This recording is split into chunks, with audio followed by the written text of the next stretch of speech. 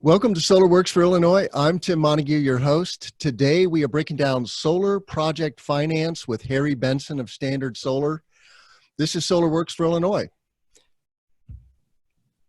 Before we welcome Harry to the webinar, I want to make a couple of quick announcements.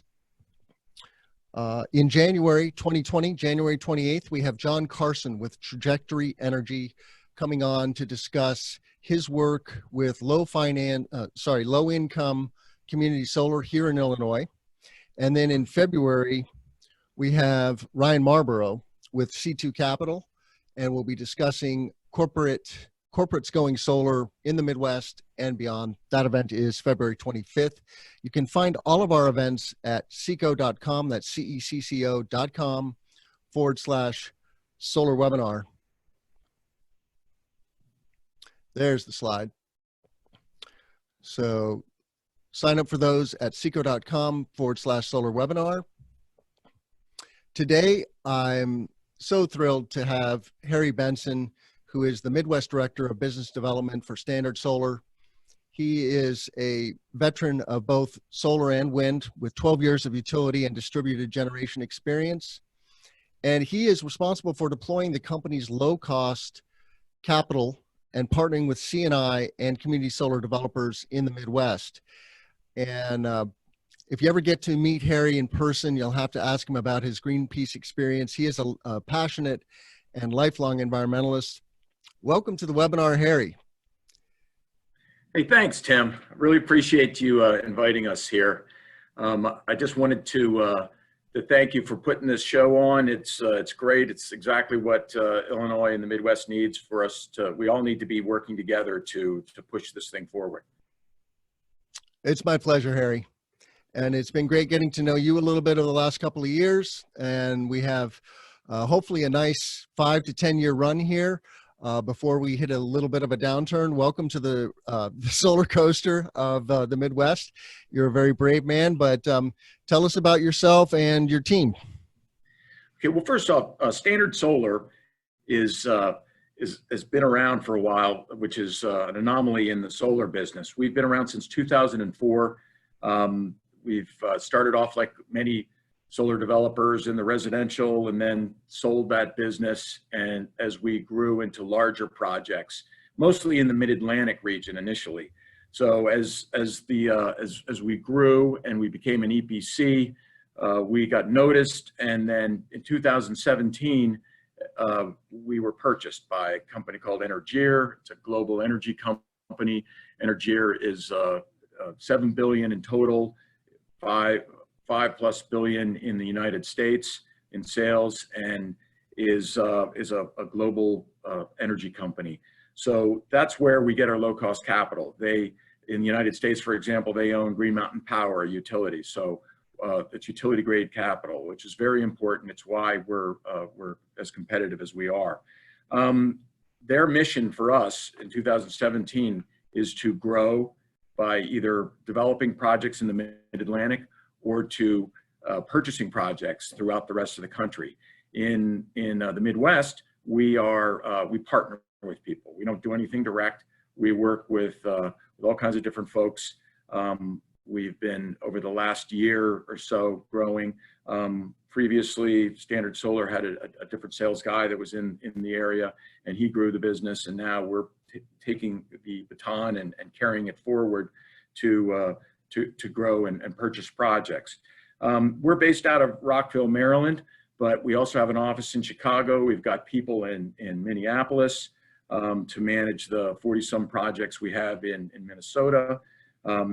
We have a huge engineering department. We're an engineering company run by engineers and a guy named Scott Wider, the president, who's been with us at the helm for over 10 years.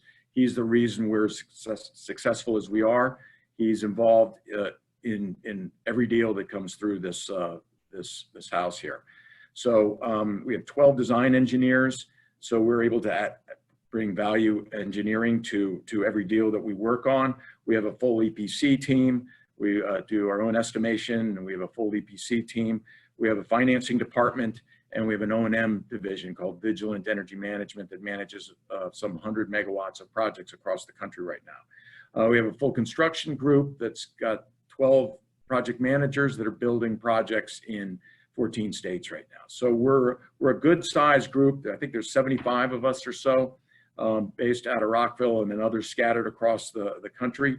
We have a sales group of 8 of us, and in the Midwest, while I do Illinois and Minnesota, we also have Tessa Setzer, who is with us, and she works in a number of other states. She in Missouri, in Iowa, Michigan, Indiana, Ohio. What am I forgetting? Wisconsin. Anything? How can you forget Wisconsin? The middle of the country. Yeah, and then also we have doing policy for us and inside sales, Lucas Brown, who's also from Wisconsin.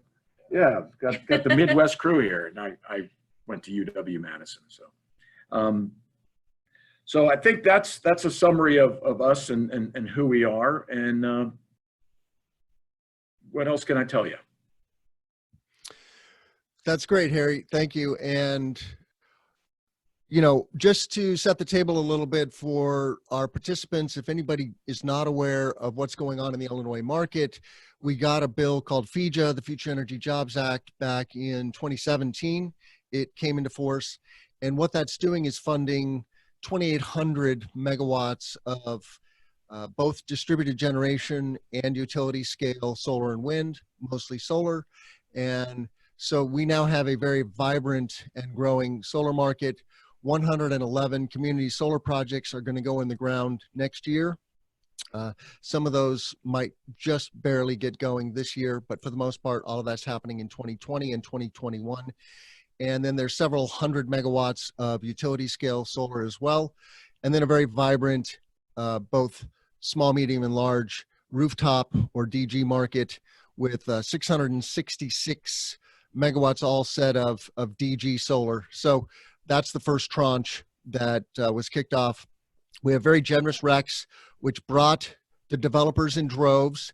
And, the community solar market was way oversubscribed. So we have 111 projects that won RECs, but there's another 700 in the wings waiting to get developed. So as soon as we get the second phase of this program going, there's going to be a lot more solar going in the ground. So Harry, tell us about what it is that you're doing in the Midwest. Okay, thanks. Well, I think that we've been in, as I mentioned, in Illinois for just a little over a year, and we've got about 20 megawatts worth of projects that we will be breaking ground in next year. So I think that those we just recently had a success with a partner in Lake County. WCP won an RFP for Lake County facilities, some 35 facilities there, and we're working side by side with them. We were there supporting them through the process. So we're looking forward to expanding upon that. We have some community solar projects that we're taking forward, some under LOI, some that we're still talking to the vendors, and we expect those to come to fruition next year. And then I believe that we're getting our story out, because we'd like to partner with many of the people that are on the call right now, and we'd like to talk to them and understand better about their projects, because we really have the ability to customize a financing program for whatever type of project you have.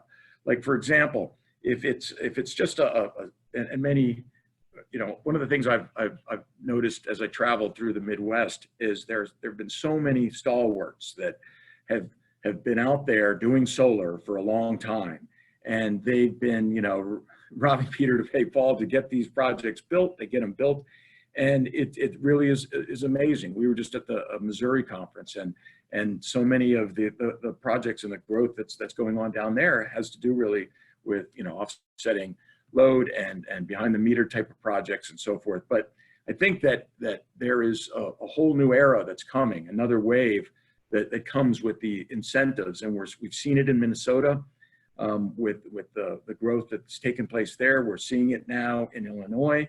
We need another piece of legislation to get passed in Illinois to take it to the next level, which we'll be there helping lobby to take it forward.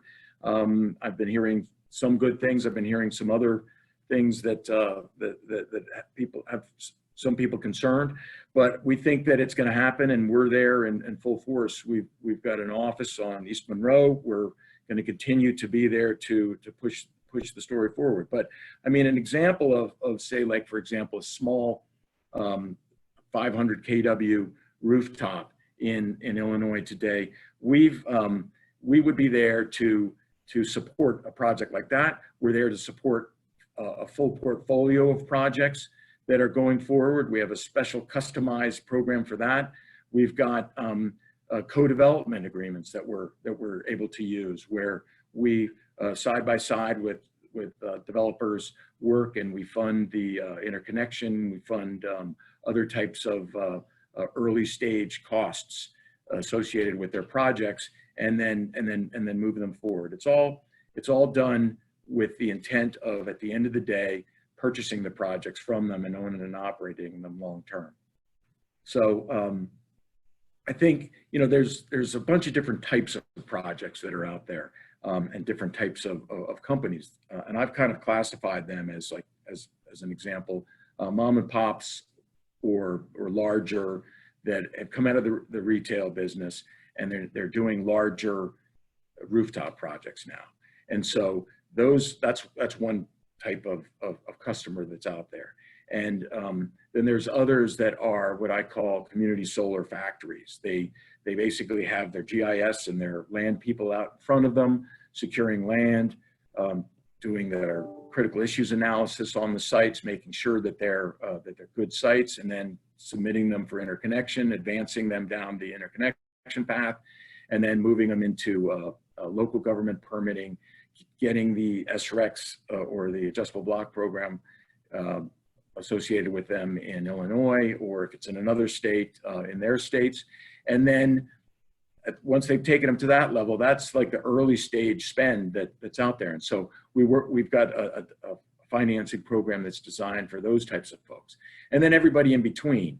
You know, there have been a number of folks that have really grown in the Midwest, that have you know, regular portfolios of projects that they're taking forward.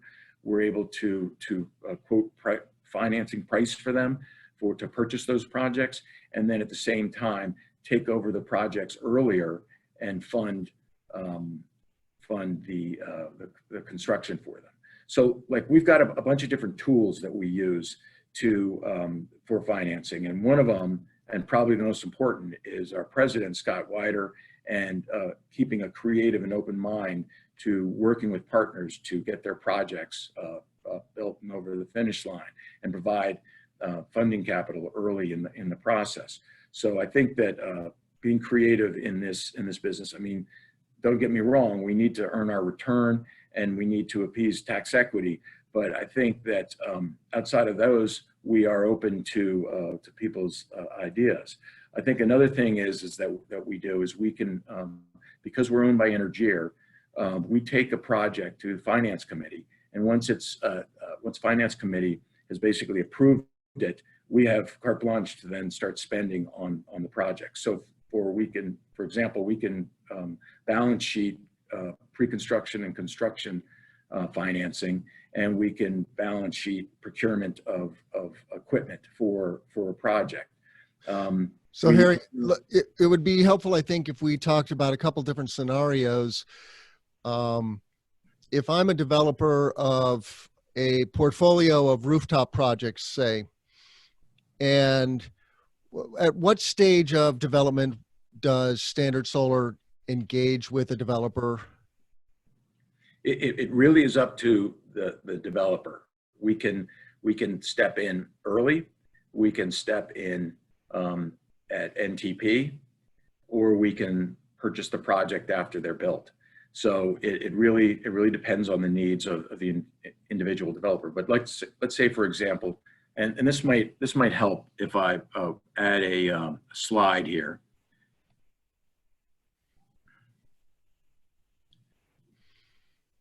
So this is a typical this is a typical deal that we would do with someone who had a number of rooftop type projects. First, we'd enter into a letter of intent, which would give us 30 to 45 days to perform due diligence on the sites. And then at that time also, all key assumptions would be developed, what the revenues would be, what the PPA price would be, what the cost, the EPC price would be. And then that would all get populated into the purchase agreement, whether it's a MIPSA or whether it's a asset purchase agreement. So, and in the MIPSA asset purchase agreement, it would have key development milestones. So if the rooftop company wanted to redeploy the money that they'd invested in those projects and had the projects at NTP, we would take over the ownership of the projects at NTP, and we would reimburse them for their interconnection and other development costs that they put into it. We would have a series of milestone payments, which would once the ownership transfers, that would be the largest payment of their development fee for their projects. And we would also, actually, this goes back to the letter of intent period, we would give them the all-in purchase price for their project. So they would know exactly before entering into the asset purchase agreement or the MIPSA agreement, they would know exactly what we were paying for the project. We would know what the EPC would be, and they would know what their development fee would be. And then, as I said, depending on how they wanted to work it, we would either construct it. If they wanted to construct it, we would take ownership of the project and hire them to construct it if they met our specs and if they met our construction team's needs, and they were willing to sign our construction agreement. So I think that, and then they could construct the project. We've done that in a number of situations in the Midwest, or we're about to do it as well. So I think that's the agreement. And then in the EPC contract, we would either we would perform the E and the P. We would do the engineering for it. We would do the procurement for it. And then we would hire them to do the C. They would be a subcontractor. Or if they didn't want to do it, we would hire one of the many good construction companies that are out there, much like Continental. We would, we would hire someone to construct the project for them and then take ownership long-term and own and operate it afterwards. So that's one of the formats that we do.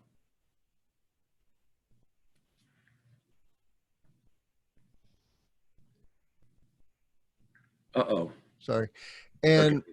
when you're working with an EPC, or you're considering working with an EPC, what is it that you're looking for? Because everybody needs money, right? Everybody has to finance their projects one way or another, whether that's construction financing or long-term ownership and operation.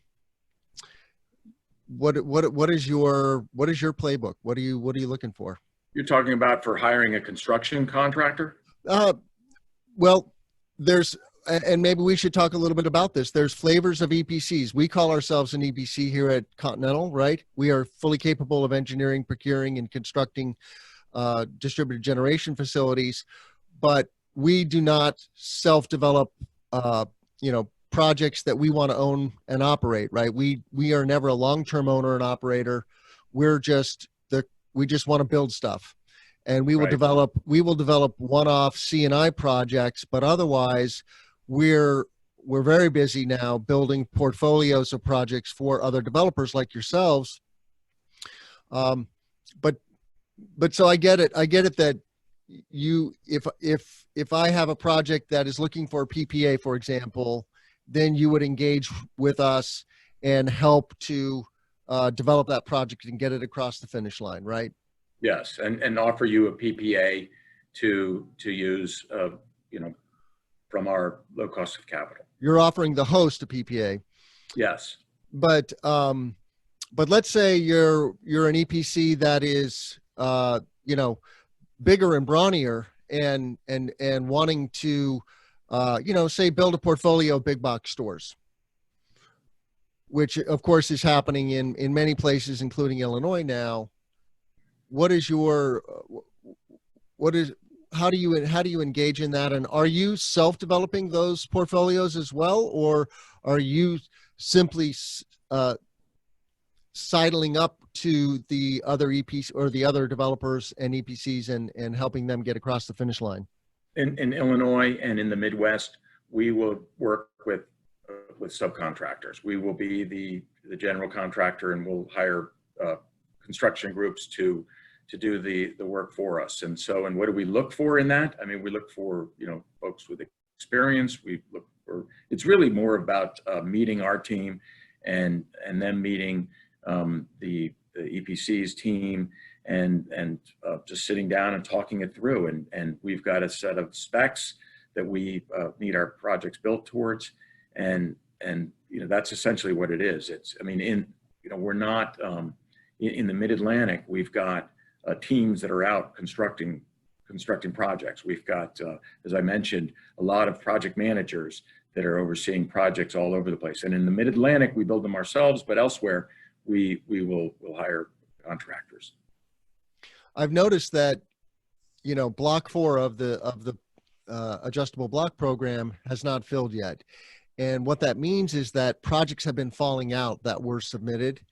You know, there's still recs available, and that number shrinks and grows, and it's been doing this kind of accordion thing right now. And so my analysis of that is that there were projects that were sloppily developed and couldn't get across the finish line for whatever reason.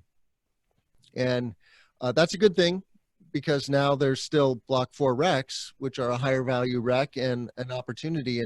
And, you know, guys like us are, you know, very actively pursuing individual C&I projects, which, you know, of course, the host or the owner of a facility wants to know that they're going to get recs. We don't know when block 5 is going to launch, right? So if you don't get into block 4, then there could be a waiting period of a couple of years to get block 5 recs.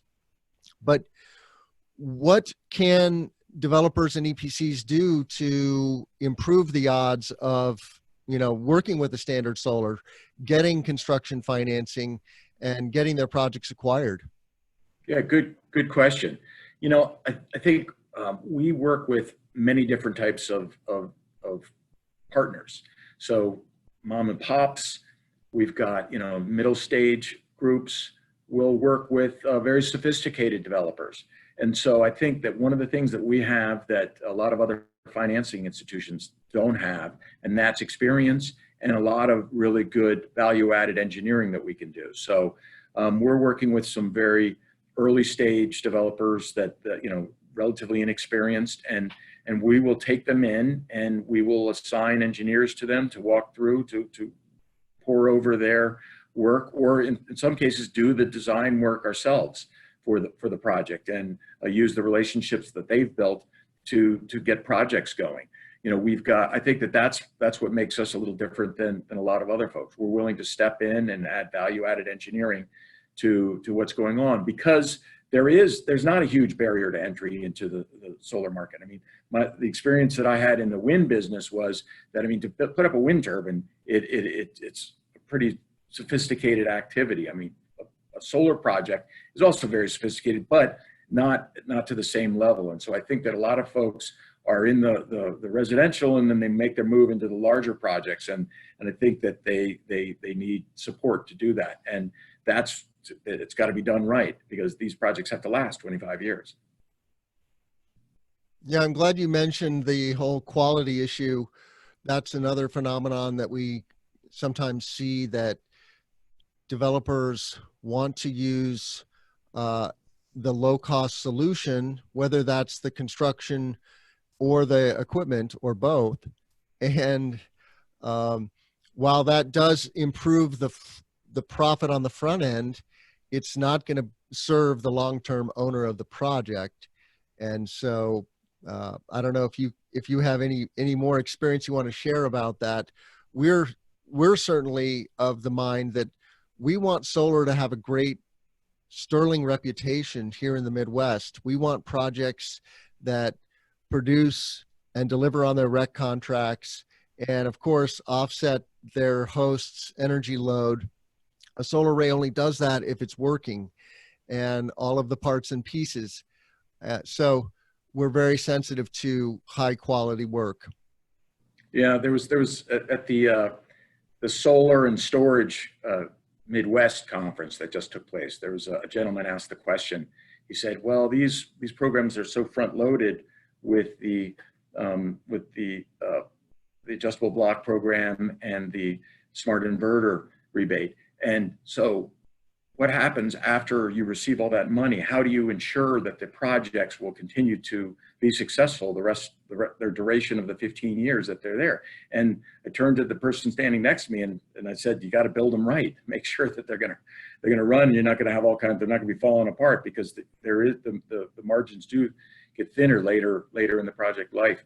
But I think, standard wants to be the standard in solar. That's where the name comes from. But at the same time, I don't want to have people on the call now think that they can't get their best price from us also for the purchasing of the project. With us, you get the best of both worlds. We're going to make sure that it's built right, but at the same time, because of our low cost of capital and because we are looking to own and operate these long term, that we will give them one of the best prices in the market out there for the value of their project. Well, then, and so whatever that the EPC is to build that, minus the value of the project, is their developer fee. That's the money that they'll make on the projects. And all the Illinois projects that we've looked at so far are very juicy, and they've got, people are going to be making a lot of money off these projects. And we just need to take it to the next level and get the next legislative bill and full funding for all the projects going forward. And I believe we're off to the races. Good things are happening in Illinois. What Harry's referring to is the Path to 100. We have these $200 million in fees that all the ratepayers in Illinois are paying, and that's going into central funds and then being paid out to project owners in the form of RECs, renewable energy credits. But it turns out that $200 million is not quite enough to get us to 25% renewable portfolio standard by 2025. It gets us to 17%. So we need additional funds to truly achieve the 25%. And of course, like many other places in the country, we want a higher RPS now. We want a 40% or 100% RPS. And the Path to 100 is the key, though, to avoiding a funding cliff. If we don't get additional funding in the next 12 months, then the REC funds are going to dry up for a period of time. We don't know how long exactly. So that's not going to be good for anybody who's developing projects in Illinois. So if you are developing projects, if you're a stakeholder in renewable energy in the Midwest, pay attention to Path to 100 and get engaged with the Illinois Solar Energy Association and SEIA to assist that effort. It's a vital effort. Yeah, absolutely. And I mean, but it's not, I mean, this is the solar story, right? Every state that's been in solar for a long period of time has its stops and starts. And so we're off to a great start. Let's build these projects out now. We've got the 20 megawatts of projects that we're interested in advancing forward. And that's what we're focused on, but it'll be great when we get the next round as well. And we are here to and have a large supply of capital that we want to deploy for Illinois and for the rest of the Midwest. So no shortage on our side of interest to advance projects. We're going to take questions from the live audience, so please type those into the Q&A or the chat. There's multiple ways to get your question to us. And while you're doing that, Harry, maybe you and your team can give us a little broader picture here. We know that Illinois is a hot market. We look to Minnesota as an aspirational peer. Minnesota's been there, done that for 5 years. They have 1,200 plus megawatts now, and then we'll soon be nipping at their heels. But there's a burgeoning market in Wisconsin, in Michigan, in Indiana. What is Standard Solar's take on what's going on in the broader Midwest? Well, I think that the way that we work and the way that we're going to work going forward is we're going to be there. We're going to be in these markets. We're going to be coming and meeting with the individual developers that are throughout the market, and understanding what their needs are and designing a program for them. I think that, you know, in general, we just came back from the Solar Storage Midwest conference, and we heard a fair bit, and we've been out talking to developers all around. And I think, you know, you need a number of things to make the state programs go forward. You need the interest, you need an RPS, you need some kind of high pricing or some kind of incentive via an SREC to move the project forward. And you need organized rules around net metering and organized rules around community solar. If they don't have community solar, then they need to advance that as well. I mean, all those things are important. And I mean, we've seen some new moves in Indiana recently that we like, and we're going to be deploying in Indiana. Tessa is new on board, and she's going to be traveling through there and meeting with all the different folks to make sure that whenever they have a project and they want us to take a look at it, they just fill out one of our intake forms and they send it in. It then goes through, depending on what they want us to do, whether they want us to put together a PV1 for them and a PV sys to understand it a little bit more in a more sophisticated fashion. If they're expecting us to EPC, then that's what we'll do, and then we'll also run it through our EPC team and through financing, and we can come back to them with what we think the value of the project is, what we think if they are asking for a PPA from us, what the PPA would be like, and you know, that's the process that we'd be going through. So same thing with Lucas. Lucas is here to handle contacts from all the different states to put and run numbers for any of the partners that are out there. But I mean, going back to answer your question, you know, where do we think the good spots are going to be? I mean, everything that you've just mentioned. I mean, Michigan's a little bit more complicated, I think. We don't, you know, with the cap of the 150 kW so far, you know, that needs to go up. We're working in the state of Maine right now, where they had a similar type of cap on the projects, and they just lifted that cap, and then it's just Katie bar the door. It's all kinds of good things happening there now. So that's need a little of that taking place in Michigan. We need to you know, that seems to be a little more focused on utility scale stuff there. The PERPA contracts seem to also be stalled in the DTE territory, and the consumer seems to be because of what the Public Service Commission just recently did, is going to be pushing them to advance that process in consumers. I think that you know, Iowa, we've got a couple of projects that we're working on and looking at in Iowa, seems to have some higher energy pricing in some of the areas, and so that the projects seem to pencil in that area. In Ohio, we're evaluating. I don't know if Tessa, if you have any other comments that you wanted to add to it. You are covering it quite well. Yeah, I was just this morning before I joined this one on a call with Missouri, and exactly what Harry said. It needs to be like an SREC program, incentives to push forward to make solar viable in a market. Yeah, and it's interest. I think that we're right where we need to be. I think that with low interest rates, with solar costs being lower, I think with you know, the tariffs and ITC solutions being proposed out there, but either way, with or without the tariffs or the ITC, I think that we're at a great new era for DG solar.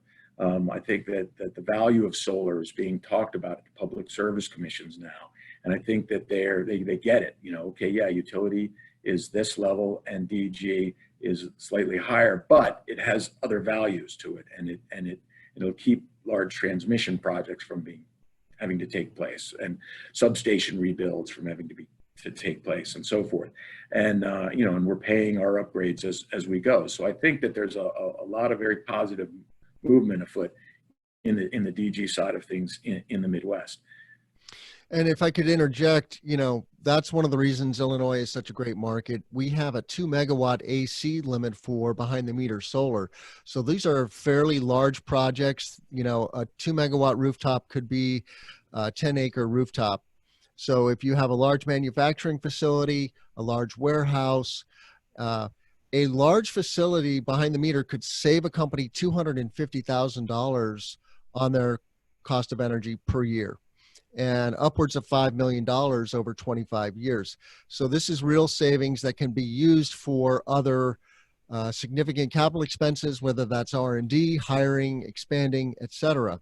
Energy, even though energy is cheap in the Midwest, solar will save you money, and that's what we have going on right now.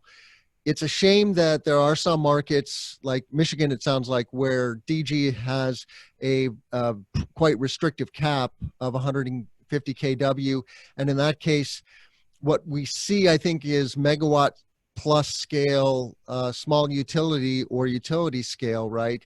Although I did see an RFP recently for a university that's doing like a 20 megawatt project. I don't know if you guys noticed that RFP. How does that work for behind the meter 20 megawatts in Michigan? Do you know anything about that, Harry or Tessa? I have not heard this. I don't, and I mean, I could get an answer back to you, but Yeah. on that, I think it's probably going to a contract for differences, and they just have to design it for under the load, and if power goes back out onto the market, it's sold for wholesale. So I think that, but I'd have to research it more. So we have a comment from Aaron. We've seen some really low PPA pricing offered in public RFP responses in Illinois in the 1 to 2 cent per kWh. Is that competitive of a rate consistent with what you're seeing in the market, or can you otherwise comment on this? I have some thoughts about that, but yes, the PPAs in these public RFPs can be extraordinarily low.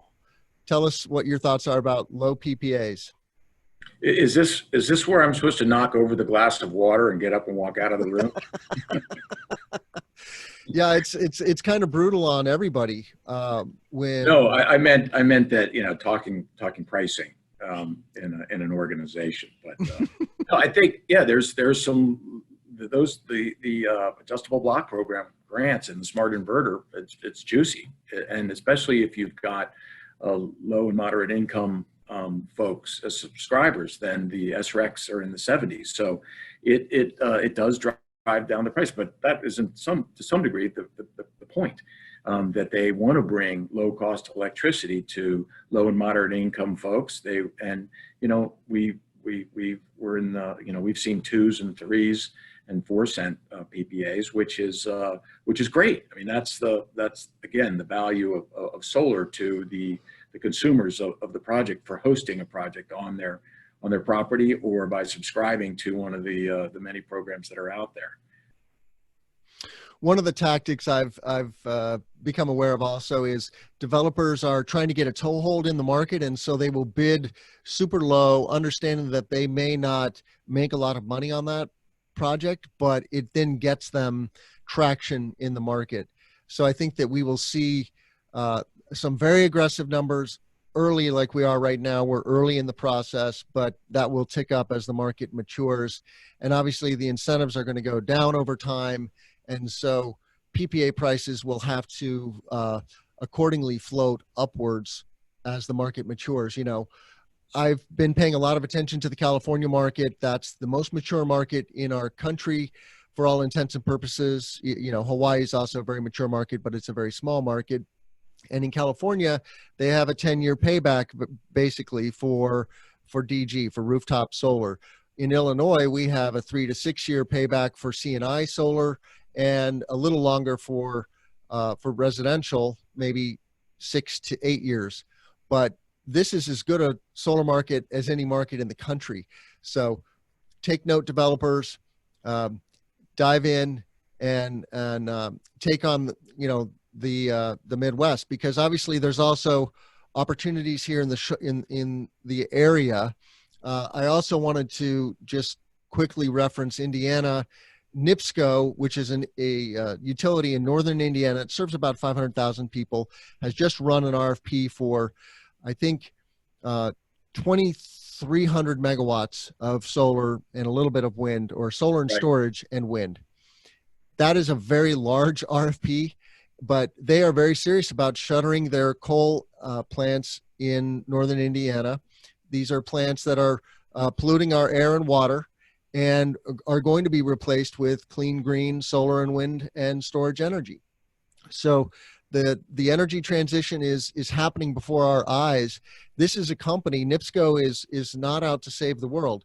They are out to return, a profit to their investors, and that is their first and foremost goal. So it is truly a new day in the Midwest. And now we're getting a few more questions here, so let's get to those. Anonymous says, what top 3 qualities or mindsets does Harry notice in his best project managers? I guess maybe the questioner needs to define project manager, but how do you read that, Harry? That sounds like somebody here at Standard Solar. No, I'm just kidding. Our project managers for construction, I think that we have a real robust culture here. And so when, we're not for everybody, but I think that when people come in and work as a project manager for Standard Solar, they're buttoned down. They listen, they're organized, and they really value being on time and under budget. So I think that there's a lot of preparation work. Let's face it, this is a crazy business. It's got so many moving parts, and it moves very quickly. So being organized and doing it right the first time is very important, and that's part of the culture here at Standard Solar. But again, we're owned by a large group that is asking us to deploy low cost of capital to go out and buy projects. So, I mean, we do it right, but we also can offer top dollar for projects. Sounds good. And so, Anonymous, if you want to clarify, you're welcome to do that in the chat. And I just want to recognize Olu, who's been making some questions and comments. He's joining us from Nigeria and asking about utility scale in Africa. And that this really isn't the venue for that discussion, Olu, but I'm happy to talk to you offline. So just reach out to me. You have my email now that you're registered on the webinar, so we can talk about international. So Harry, I did also want to talk a little bit about the difference between community solar and rooftop or behind the meter solar. These community solar projects in Illinois are 2 megawatt AC. These are 10 to 20 acre solar farms, now mostly using single axis tracker technology. And we saw a shift in the last 24 months from mostly fixed to mostly tracker now. But, a developer could easily sink $50,000 plus into the early stage development of a project before they know what's going to happen with the whole interconnection and the cost of interconnection and necessary upgrades to the grid. Does Standard get involved in that risk taking, that very early front end?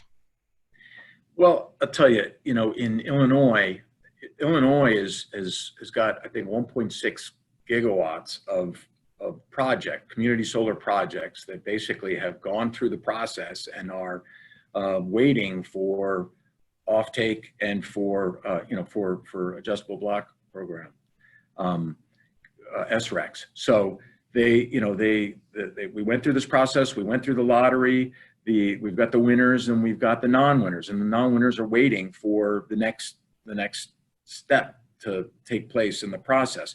And so I think that's very important. So going out and securing new sites in Illinois is I don't know if that's the best use of time and money right now, because there's so many projects waiting to go through it. I know there are folks that are out there advancing and doing greenfield work to grow the projects. I mean, I would say let's just to take this the question that you asked me and use it for other states. Yes, very much so. We're doing it and we're supporting our partners in other states where they're marching forward with greenfield development. And we have what we call a co-development process that we do with partners, where we will fund some of the early stage things. Some of the tools that we have to support our partners are that we can shift and front load the milestone payments for a purchase agreement. We can we can include paying the interconnection costs and the decommissioning bonds and some of the other early stage type of costs that are associated with it. And by then replenishing that, the partner can redeploy those funds to go out and pursue additional sites. So in areas where, this is what took place in Illinois 2 years ago, when everybody came through, marching through Illinois and started securing sites and so forth. I mean, that will take place again. And we're here to partner with people when there's a reasonable expectation that we're going to be moving these projects forward. So we are working with some community solar folks in this area, and we're also willing to do similar types of things with folks that are doing rooftop and so forth, paying some of the upfront costs, and then but it's when after we've signed an agreement to work together, but by joining in with us, they get the benefit of both worlds. They get the best price, but they also get some development capital up front. And all we want to do is we want to earn our return, and we want to recover the money that we put into greenfield development and get a return on that. So I mean, that's what our expectations are. So through like a co-development, if I could share another slide that we have, which is kind of the format that we're using for co-development. This is we've established a pre-NTP milestone payment, and in some cases transfer ownership could take place at NTP. So land payments and civil costs are upfront costs associated with greenfield development, and then us reimbursing interconnection and decommissioning bonds can be very helpful for them to redeploy that money to use chasing the next projects. And then having the project close at NTP and a 60% development fee paid, that's front end loaded, and then reimbursement of the other expenses that then allows them to take those funds and then go after new project sites. And that could be for community solar, it could be for rooftops and other types of things as well. But then once we get into construction, we talked about it, then either hiring the company to build the project if they're so inclined and that's what they want to do, having milestone payments there where they're front end loaded, and having us take on the purchasing of the equipment is a huge way to bring development capital back to a developer as they're growing. So I think that those, and then also by working with Standard Solar and us being able to balance sheet a lot of the construction, and those are tiny slivers of costs that other developers are incurring by having to go and get construction financing and equipment financing and so forth. We just do that on our balance sheet, and then we push back that extra margin to the partner so that we can improve their pricing. So that's an example of another way to do so. Great, that diagram is very helpful. Thank you for that. We have another question from Arnold, and then we're going to wrap up here in just a few minutes. So thank you for everybody who's joined us. I will make just a couple of announcements also at the end. But Arnold says, can you speak a little more to governmental and nonprofit PPA projects? What are the term what term are you looking for? What capital return? I don't know if you'll speak to that, but let's talk about government and nonprofit PPAs, Harry. Well, it's with a nonprofit, it's all about monetizing the ITC, and something that a nonprofit wouldn't have a tax appetite for. So, in those situations, we're able to, speaking in Illinois, there's, in the ComEd area, there's a structure that you have to have. You have to either use a lease, and you use we own the project and the host will operate the project. And so with that structure, we're able to fully monetize the ITC for the project, and as if the host gets the benefit of that by getting the best PPA that we can. So I think it's really not that different than others, because we take it on ourselves and we manage the tax credit.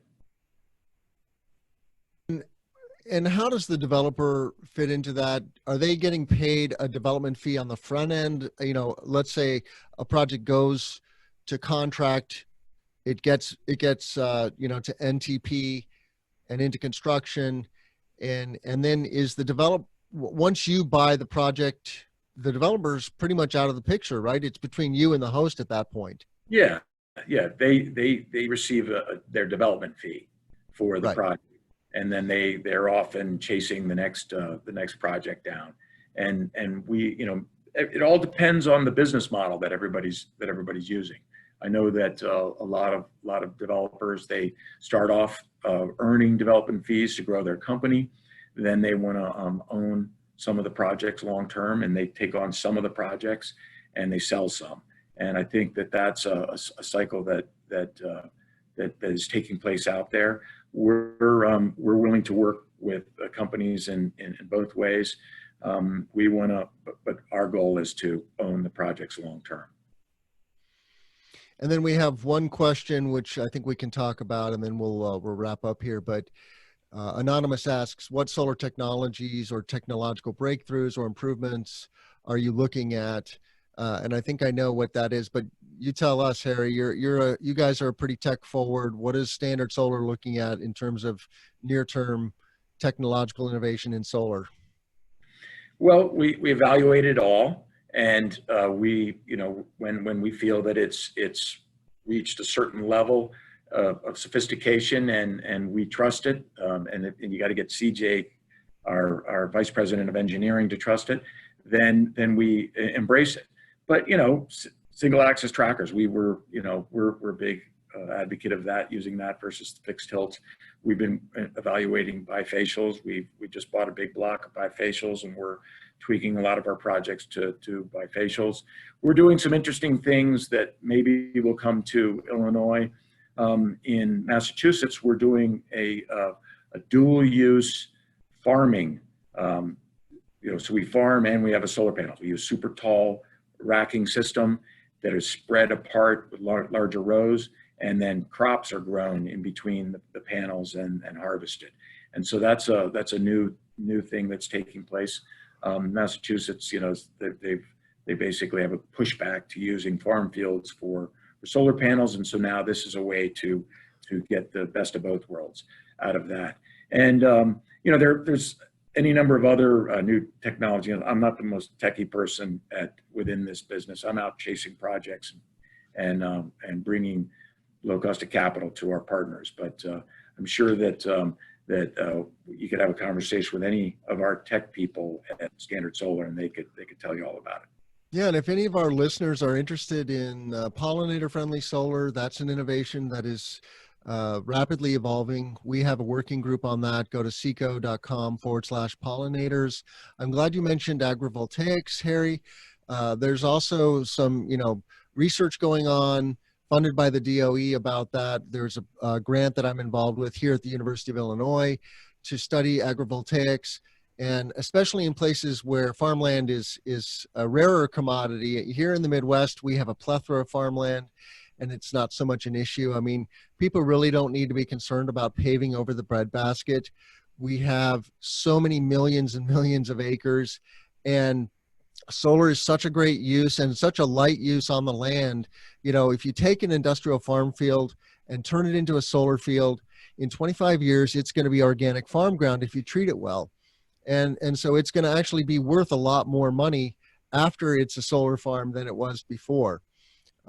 the hard reality of modern farming here in the Midwest is that farmers are not making a lot of money. And so they are actually welcoming solar developers. They're tripling their income by signing these community solar and utility scale leases. And so that's going to be a phenomenon.